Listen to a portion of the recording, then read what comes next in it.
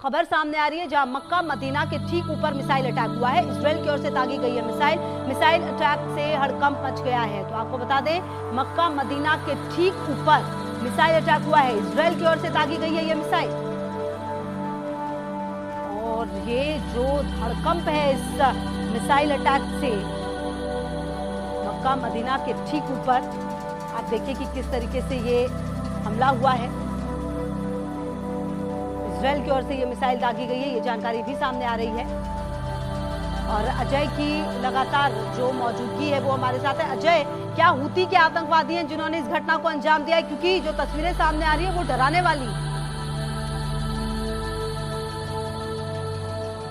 देखिए, बिल्कुल जिस तरीके से ये तस्वीरें सामने आई हैं ये बताती हैं कि कैसे मक्का मदीना पर जो मिसाइल अटैक हुआ है उसके बाद कैसे हड़कंप मचा हुआ है। हालांकि ये स्पष्ट नहीं है अभी कि ये कैसे हुआ है। इजराइल हम लोग के साथ ये हुआ कि हुती जो मिसाइलें दाग रहे हैं उसका ये नतीजा है, मगर जिस तरीके से हुतीज ने इजराइल को निशाना बनाने का प्रयास किया और उसके बाद लगातार इजराइल की कार्रवाइयाँ थी, तो इसमें कहीं ना कहीं इस तरह से जब हमले होंगे तो फिर कहीं ना कहीं मिसाइल अटैक कहीं भी हो सकता है। तो ऐसे में अब इस हमले के बाद हड़कंप देखा जा सकता है, मगर जिस तरीके से आज इजराइल हमास का जो युद्ध हुआ उसमें बाकी देशों की जब शमूलियत हुई और हमास के जो आतंकी थे, उनके लीडर थे, उनको जो है पनाह देने का सिलसिला दुनिया के कई देशों ने किया, तो उसके बाद उनको खामियाजा जो है वो भुगतना पड़ रहा है।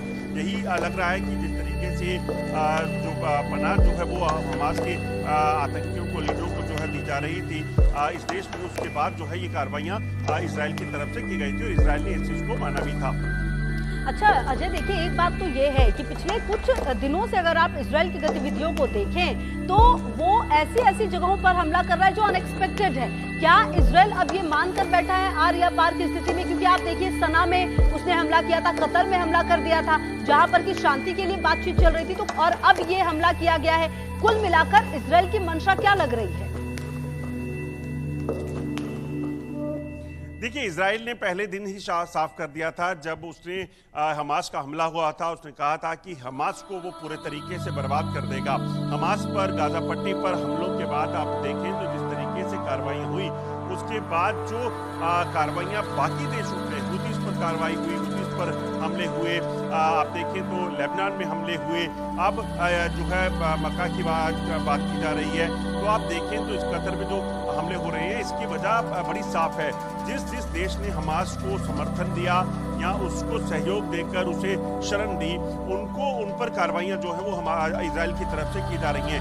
इजराइल ने ये स्पष्ट किया है कि वो हमास को पूरे तरीके से निस्तो नाबूद करेगा और तभी जो है वो अपने देश की सरहदों की और अपने देश के लोगों की सुरक्षा को सुनिश्चित कर पाएगा, और उसी के तहत ये कार्रवाइयों का सिलसिला जो है वो देखा भी जा रहा है।